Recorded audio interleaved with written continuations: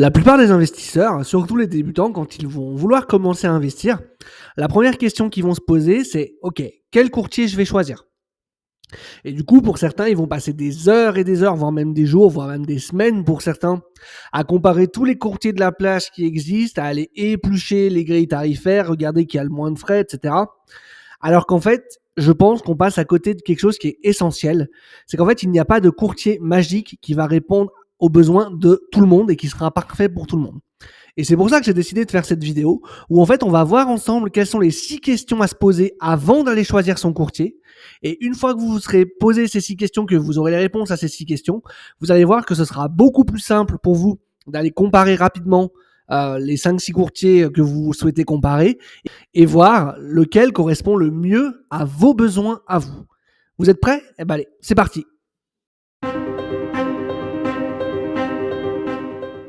Donc déjà, le premier point qu'il va falloir définir, c'est quel montant j'ai à investir sur cette enveloppe. En effet, si aujourd'hui j'ai 50 euros à mettre ou si aujourd'hui j'ai 100 000 euros à mettre, peut-être que ce ne sera pas le même courtier qui sera adapté à mon besoin. Et donc, c'est vraiment important tout de suite de se poser cette question pour tout de suite aller vérifier quel courtier correspondrait le mieux à mes besoins en termes de frais, en termes de services, etc. par rapport déjà à ce critère-là. Puisque vous allez certainement avoir des courtiers qui vont être peu chers pour des gens qui ont 50 euros par mois, mais qui seront peut-être parmi les plus chers pour quelqu'un qui va déposer 100 000 euros d'un coup et inversement. Donc c'est vraiment pour moi déjà le premier critère à définir.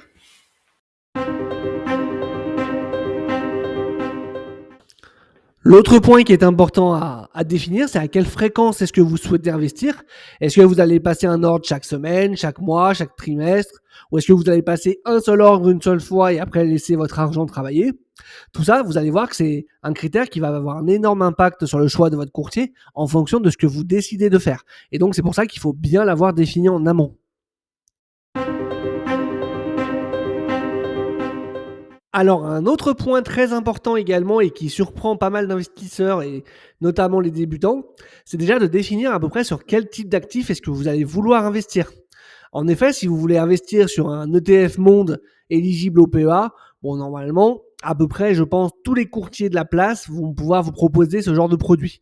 Par contre, si vous décidez de vouloir faire du stock picking, donc du stock picking, c'est du choix d'actions individuelles, donc du Total Energy, du BNP Paribas, enfin peu importe.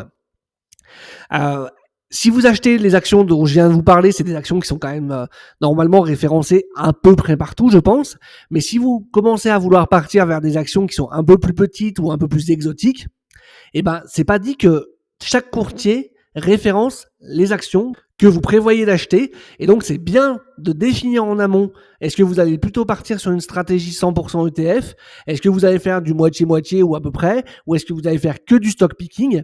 Et du coup, de regarder quelle est la profondeur de l'offre chez les courtiers que vous envisagez.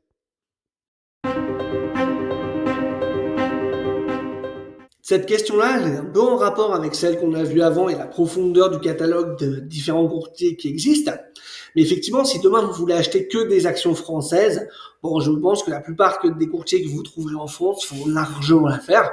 Par contre, si vous envisagez d'acheter des actions qui sont cotées sur d'autres places boursières qu'Euronext en France, qui sont donc des actions par exemple étrangères, type, j'en sais rien, moi, là, parmi les plus connus, on pourrait citer ASML, Novo Nordisk, toutes ces choses-là. Sachez que même des très gros courtiers en France, très connus et très utilisés, ne proposent pas forcément l'accès à ce genre de place de marché. Et ça, si vous ne le savez pas en amont et que vous avez prévu d'avoir vos principales lignes, par exemple sur du ASML et du Novo Nordisk, et qu'au final, quand vous ouvrez votre compte, vous vous rendez compte que vous ne pouvez pas les acheter, vous aurez juste perdu du temps parce que vous ne vous serez pas posé les bonnes questions en amont et que vous n'aurez pas regardé du coup les bons critères pour choisir votre courtier. La question du service client, c'est aussi une question primordiale que vous pouvez vous poser en amont, parce que si c'est un point qui est vraiment très important pour vous, si vous êtes débutant et que vous avez vraiment besoin d'être accompagné, il faudra peut-être mettre très fort l'accent là-dessus, au détriment peut-être de frais un peu moindres parfois, ou de choses comme ça. Mais si vous vraiment vous attendez un accompagnement pas à pas, des choses comme ça, vous n'allez pas du tout avoir les mêmes critères de réflexion que si vous êtes déjà autonome, indépendant et que vous avez juste besoin d'un conseil en cas de bug ou quoi que ce soit. Par exemple, si vraiment vous êtes très débutant, que vous ne savez pas trop quoi faire et que vous avez vraiment besoin d'être accompagné étape par étape, envisagez des fois d'avoir un courtier en banque de réseau physique. Ça peut être pertinent. Mais par contre, il faudra bien vous rentrer ça en tête, c'est que si vous décidez de partir sur cette voie-là, il faudra que vous fassiez un compromis sur autre chose. Et dans les banques physiques, ce sera majoritairement sur les frais, même si vous avez des banques physiques qui arrivent quand même à avoir des tarifs qui sont assez compétitifs, on va dire, même des fois par rapport à certaines banques en ligne. C'est pas le cas de la majorité, donc il faut bien en être conscient. Mais si c'est vraiment un critère qui est important pour vous, vous pouvez très bien vous dire que si c'est votre critère le plus important, que vous démarrez par une banque physique, comme ça vous avez quelqu'un, un conseiller qui peut vous montrer, qui peut des fois même peut-être prendre le temps de passer les ordres avec vous. Et puis dans un second temps, dans quelques temps, quand vous serez suffisamment à l'aise, potentiellement demander le transfert de votre PEA sur une plateforme en ligne où là vous serez moins chargé en frais et où vous arriverez à vous débrouiller par vous-même. Au travers de cette question, on va surtout parler de l'expérience utilisateur. Est-ce qu'aujourd'hui vous êtes quelqu'un de débutant qui a besoin d'une interface simple, claire, facile à comprendre et facile à prendre en main? Ou est-ce que vous êtes un investisseur chevronné qui investit depuis plus de 20 ans, qui potentiellement fait des allers-retours, fait du trading, investit sur des produits dérivés, des contrats futurs ou des choses comme ça? On est bien d'accord que ces deux profils que je viens de vous lister n'auront pas du tout besoin des mêmes outils ni des mêmes interfaces. Demain, si vous êtes totalement débutant et que vous faites vos recherches et que vous tombez par exemple sur un courtier qui s'appelle Interactive Broker et que vous vous dites ça a l'air super bien, il y a des bons avis, et que vous ouvrez un compte là-bas, je peux vous dire que ça va être un enfer pour vous. Pourquoi? Parce que Interactive Broker, c'est un super courtier pour les gens qui ont déjà un bon niveau et qui savent à peu près ce qu'ils font. Parce que c'est ultra difficile à prendre en main comme plateforme. Mais par contre, vous avez accès à tout un tas d'outils que vous n'aurez pas par ailleurs. À l'inverse, quelqu'un qui a besoin justement de faire du trading sur des futurs ou sur des CFD ou sur des choses comme ça, si demain il ouvre un compte sur Trade Republic, par exemple, il risque d'être déçu aussi. Donc vous voyez, il faut bien définir quel va être votre besoin et en fonction de ce besoin, vous allez voir que ça va déjà limiter naturellement le choix des courtiers qui s'offrent à vous. Voilà, en conclusion, dans cette vidéo, ce que je voulais vous faire comprendre, c'est qu'en fait, il n'y a pas un courtier miracle qui répondra magiquement aux besoins de tout le monde, malheureusement, et que vous aurez forcément des compromis à faire sur quelque chose.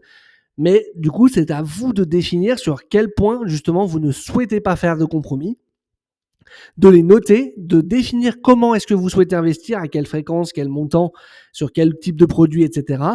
Et vous allez voir que vous allez peut-être avoir plus que 3, 4 ou 5 courtiers qui vont pouvoir correspondre vraiment aux critères sur lesquels vous ne souhaitez pas faire de compromis.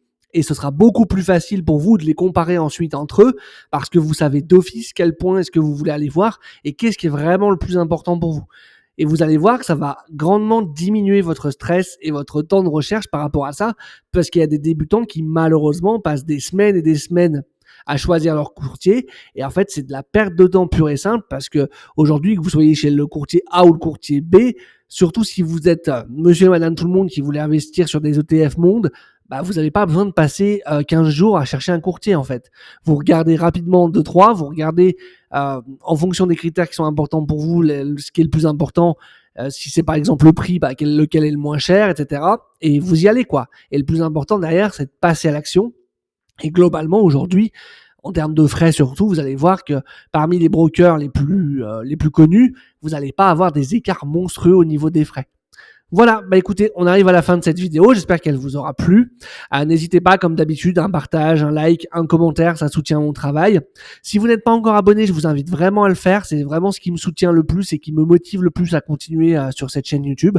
N'hésitez pas également à activer la petite cloche pour ne pas manquer la sortie des prochaines vidéos.